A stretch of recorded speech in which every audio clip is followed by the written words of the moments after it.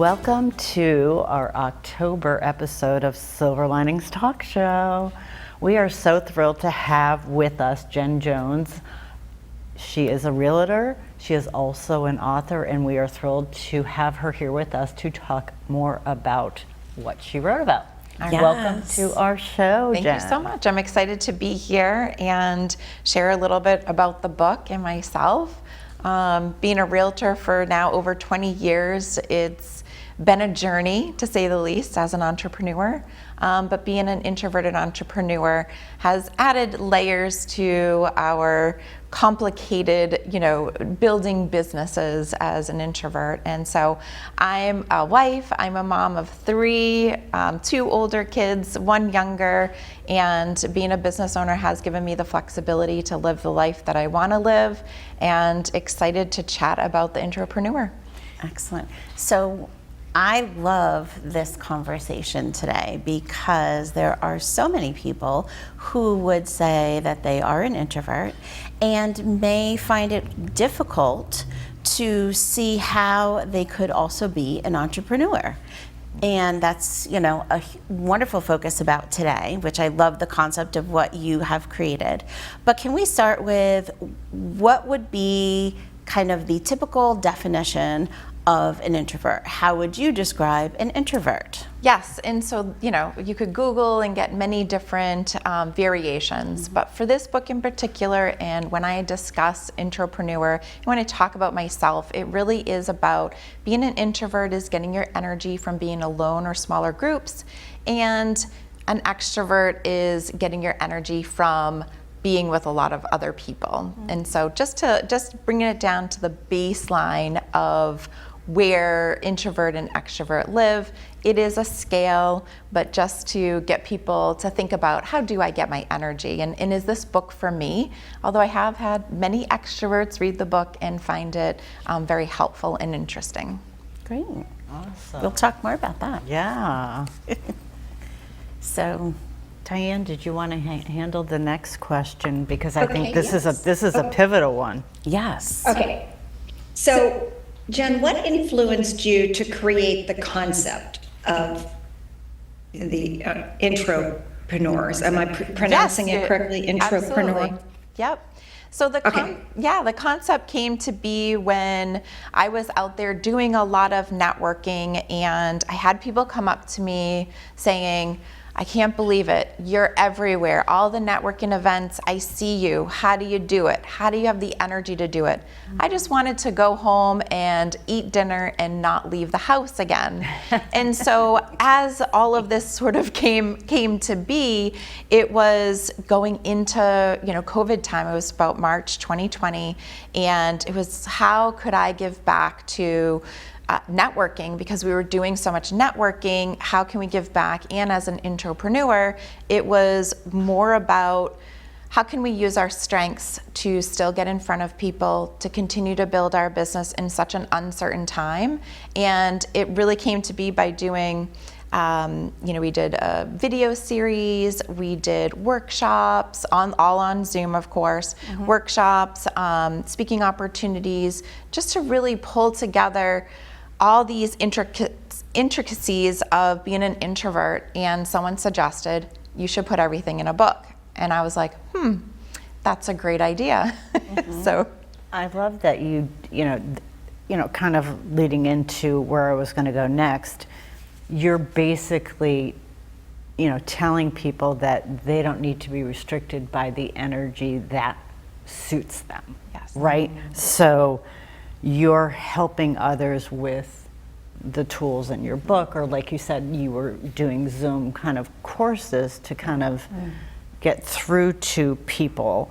So how did you begin to help the specific entrepreneurs who were introverts? Were they coming to you saying, I can't do it? Were they hiding in the corner? Yeah, so it was more about they were coming up to me because they kept seeing me everywhere. So they almost pulled me aside and asked me about it, and it really brought to light that there's a lot more people out there networking who really don't want to be networking. And because of their introvert nature, they needed your guidance, which is why you Yeah. came up with And the book. Yeah, I'd love can we talk about your book? And I Yeah. think you had sent us a photo because we want Yeah, it's- people at home to be able to see what the cover looks like. It's beautiful. Can you touch base just a little bit about the book? Yeah, so the book itself, I mean, I love that cover was like in a dream. And there's a couple other books that have similar covers because it's beautiful. And it just reminds me of the fact that, you know, we can do hard things being an introvert. And I don't mean, you know, there's a little bit of pushing through to like do things, but then there's, you know, I'm not going to do that, but I'll do this. So there's some negotiating with yourself to build the skills. And I think Diane had pointed this out at during our pre-meeting, is that, you know, I think there's certain things that we look at as introverts and say, I can do this, but I'm not going to do this because it just takes too much energy. And I think being able to look at the book, and the book is sectioned out into a few things. It talks about our goals and all the different areas of our life. It moves us through, you know, our energy and how do we really take our energy and use it to our benefit, and how do we protect our energy.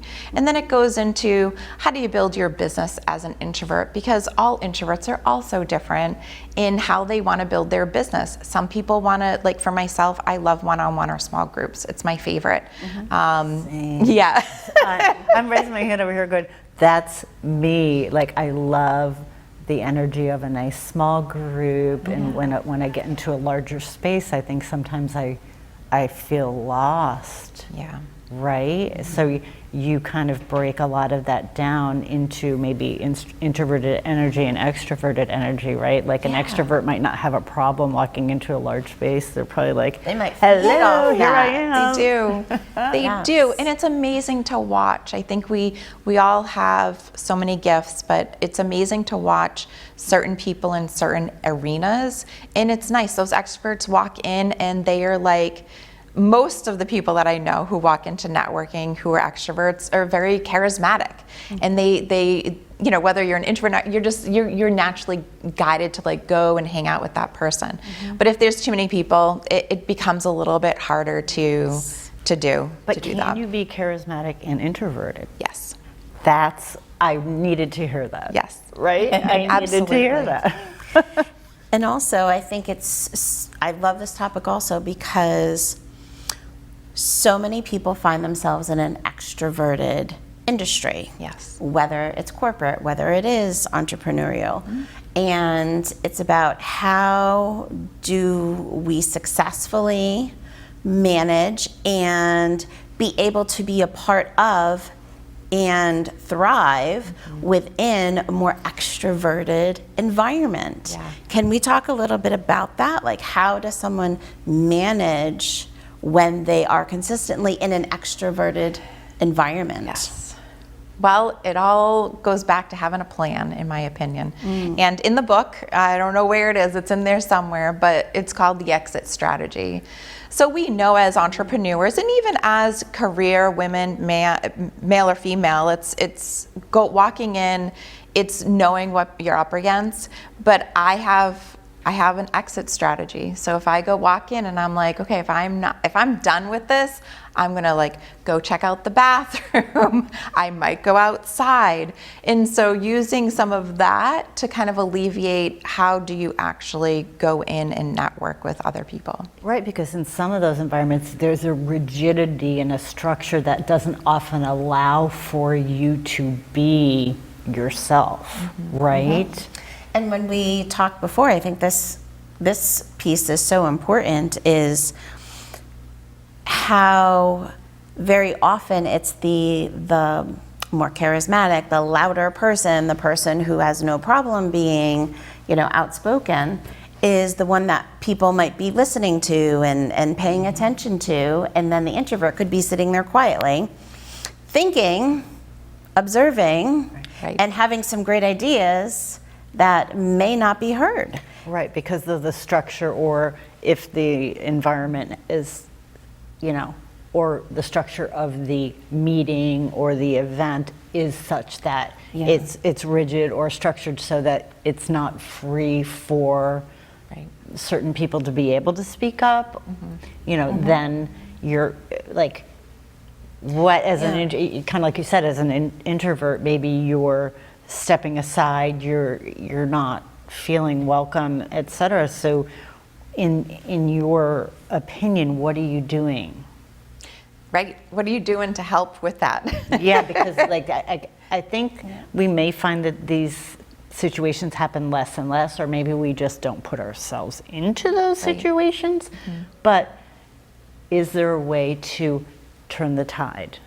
And can I also add, what could people leading those meetings or groups do to help welcome or support the introvert to feel that they have a space and a voice at the table? Yeah, I think that's easier in a place where there's structure. So a structured meeting, I think it's easier for everyone to have their voice heard. Where when we talk about sort of unstructured, more free-flowing, I think that it gets a little bit harder for leadership, we'll call it, to engage everybody. But we'll step back for a minute, and I think just for an introvert, being able to walk in the door and say, like, I'm just gonna have a conversation with one person. And you don't have to go and get everyone's business card. You don't have to meet everybody. It's going in there with a goal of just having a conversation with one person. And that one person could make all the difference. But just kind of stepping back, going through and getting yourself ready energy-wise, mentally, to walk through the door of especially a larger networking setting. I think that that's really important. And then once you're in there, try to arrive early, because the people who are setting up are the people who are running the meeting. You actually get a chance to, have a conversation with them also, I think is really important. And as an introvert, being part of, coordinating and leadership of these networking groups is probably vital to exceeding your expectations of the networking group. I actually love that tip, and I think I've always tended to arrive early, more so because that's just who I am. But it makes me giggle because I don't think I did it purposely. Because as more people arrive, I kind of want to be settled into my space, because it gets uncomfortable after a while. And certainly one piece too is how, obviously this is different for each person, but wondering, like, does anxiety start to play a part? Because there's maybe these certain expectations or these fears or concerns or this inner dialogue that's happening that, wow, I don't feel as confident. Or so I'm, just curious about how often does that happen, and just the thoughts of how someone can kind of help themselves through that moment from your thoughts on it. Yeah, and I love that question, and it was something that brought me thought during our pre-meeting. I'll bring it up again because I think that, we're all learning, we're all, discovering more about ourselves, and I never really pinned getting to a networking event and thinking I'm not going to walk in the door, I'm leaving, as anxiety. Or throughout the day, it's I have to show up to this, what am I going to do? And that worry and anxiousness that comes along with putting yourself out there. I think a lot of people can. And I think a lot of it comes from, just like you said, set a goal of one person. That's awesome. But if you're not doing that, your mind's swirling, going, what am I getting out of this meeting? Why do I have to go? You're fueling that anxiety with more anxiety because your angst is, am I going to enjoy myself? And when you do that, sometimes you end up leaving the meeting going, what just happened? Right. If you're not taking those little tidbits and taking little bites throughout the night, like you're suggesting. Absolutely. And just to bring it back, it's looking at, what are your goals? Why are you, because sometimes we get caught up in, I'm supposed to be networking. I'm supposed to be networking. So then you're there, but you're not getting out of it what you I don't want to say should be, but what you set up yourself up for goal-wise.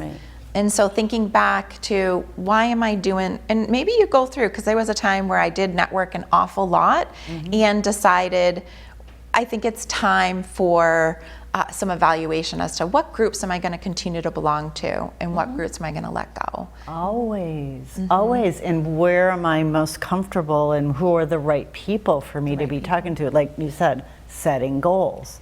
But Meeting new people. Yeah. So I want to put it out there for those introverts, because we do get comfortable. We do like our networking groups.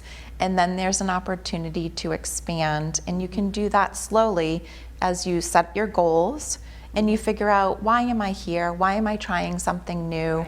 And how can I get in a place where maybe it's meeting the coordinator first, maybe it's having a coffee with them, you know, still getting there early if that doesn't happen. It's really setting yourself up for your energy too, using the tools to ground yourself and be in a place, because at the end of the day, a lot of us are tired. And so, you know, what can you do for 15, 20 minutes before you walk in that door that you are able to get some energy back to get you through the meeting? I have some thoughts on that. I think first off, make sure you don't sit with all the people you know, because I see that happen all the time. I do that Don't do that. Don't do that. It's not a good idea. It may be your comfort level, but you're not meeting anybody new. Right. But I think Diane has some thoughts around, I know I feel most comfortable if I feel confident in what I'm wearing. Yes. Diane, you need to fill us in on some of this. I love this, yes. I was just curious, because I'm a wardrobe stylist and I get all kinds of different people in my dressing room, and I always start the conversation by telling them, this may not be your style, this may not be you, but let's just try it on and just see how you feel in it. Yeah. And I just wondered, Jen, can you give me some guidance too? Have you noticed introverts dress differently than extroverts? Is there anything to that? Yeah, so that's such a great, I'm looking at everyone and they all have necklaces on here today, which is great to see. And I was like, oh, I forgot. I remembered my earrings, guys. I remembered my earrings. But I think about that and I think about jewelry. So maybe not necessarily wardrobe, although apparently black and white is my color today. But I think about jewelry. And I do see a lot of introverts that, don't think about, like myself, I have to think about, okay, what can I put in my ears that makes sense? What can I wear for a necklace just to, I guess, spice it up a little bit? And for me, spicing it up is jewelry. Other people that I've noticed, they're not as flashy, right? Especially with colors, as an introvert, where extroverts sort of, they can come in with this fantastic outfit on that looks amazing, and I would probably never wear it, but I think it looks amazing on them because it exudes confidence that they can pull off, bright pink or leopard print, one-piece outfit. So I think that's what I've seen. I haven't paid as much attention to it, but jewelry has been one of those things that I have to think about for even myself.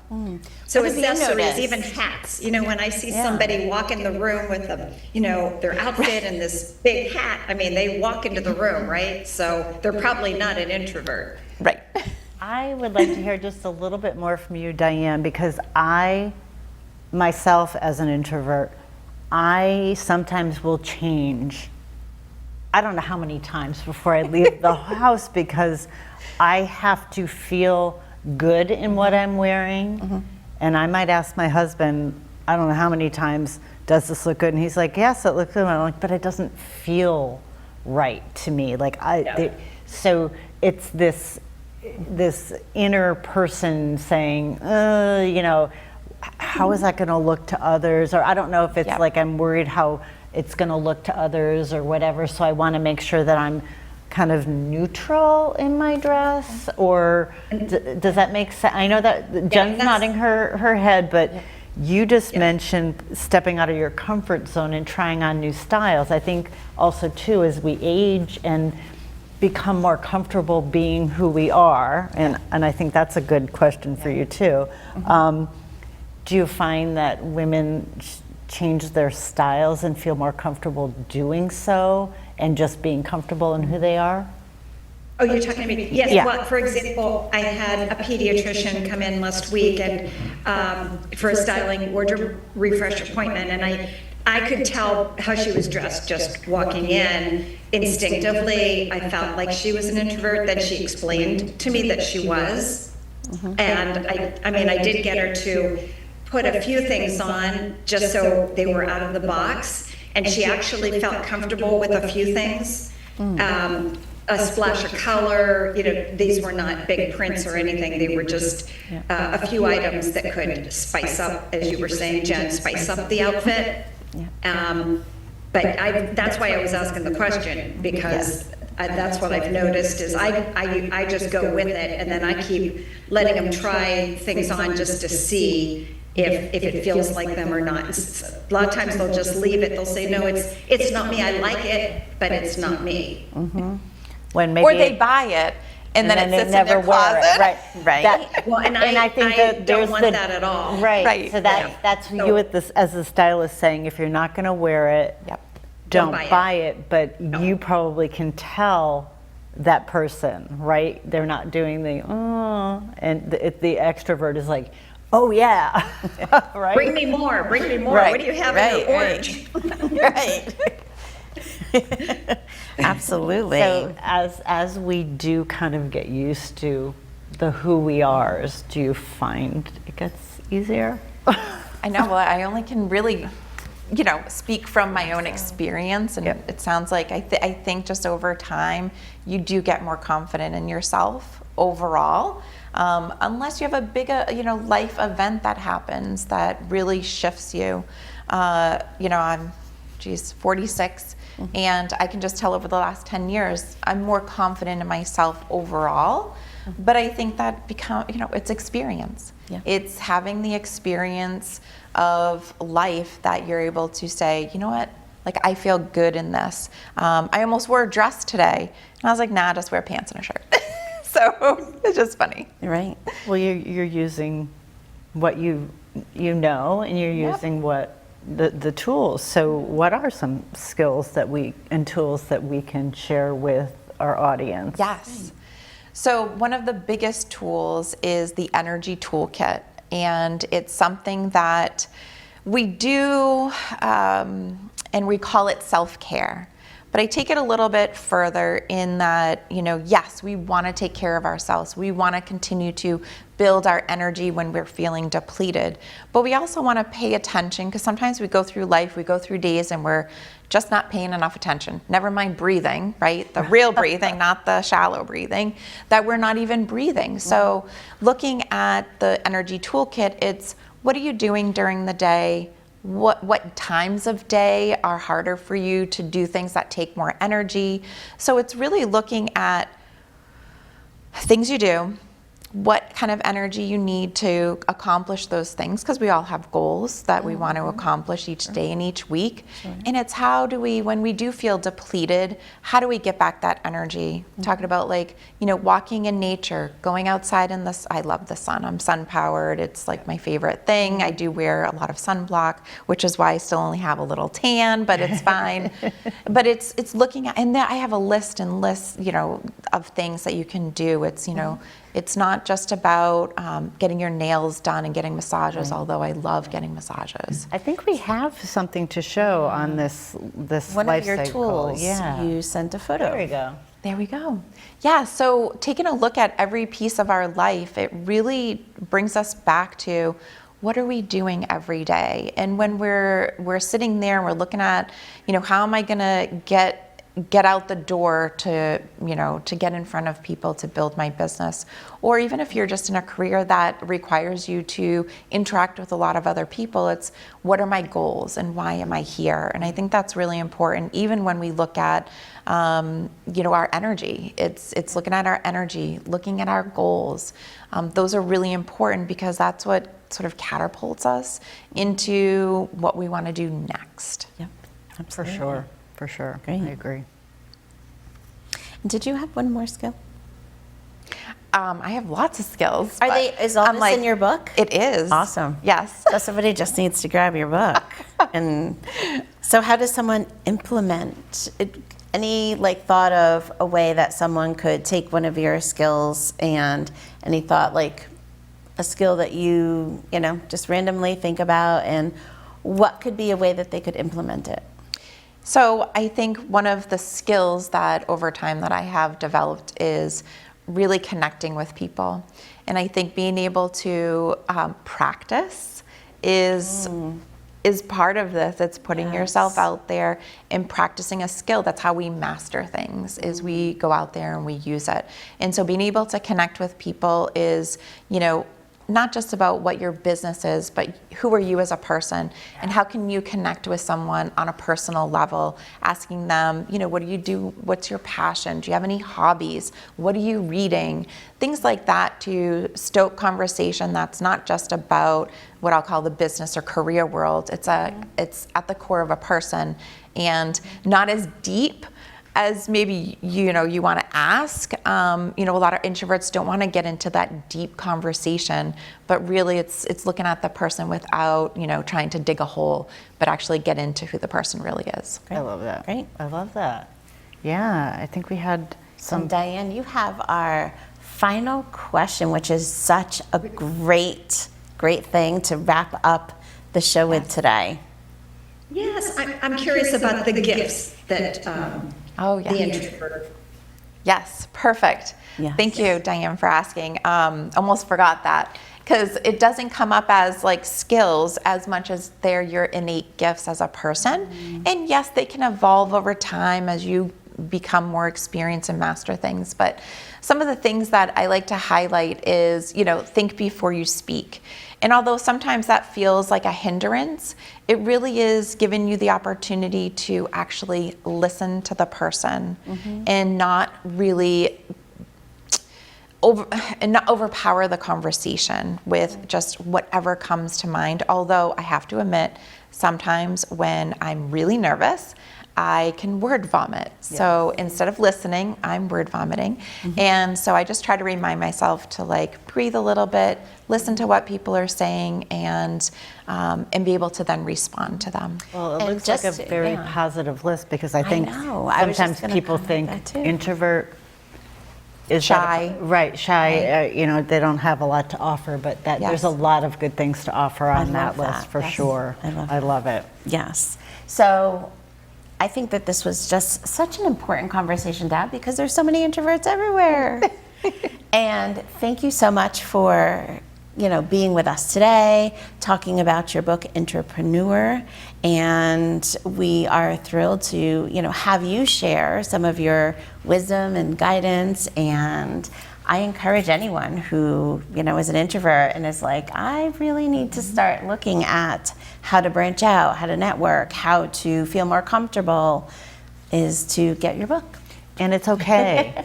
It's okay to be an introvert or an intrapreneur. And that it's okay, yes. Because you can succeed Then there's by lots of using your gifts. tools. And Yes. there's lots of gifts. I love that. We Awesome. learned a lot Thank today. you so much. Yeah, I thank appreciate it, you. ladies. I do. Thank you.